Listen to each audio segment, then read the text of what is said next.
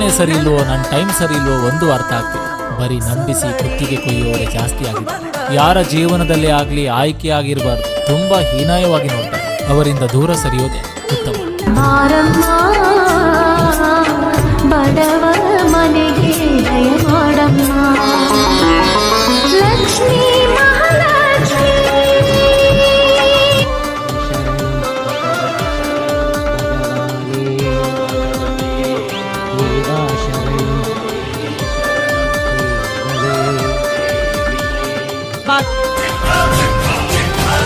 ನೀ ಪ್ರೀತಿಸೋ ಜನರಿರುವರು ನಿನ್ನ ಬೆನ್ನ ಹಿಂದೆ, ಸಾಗರದಂತೆ ಹರಿಯುವರು ನಿನ್ನ ನೆರಳಂತೆ.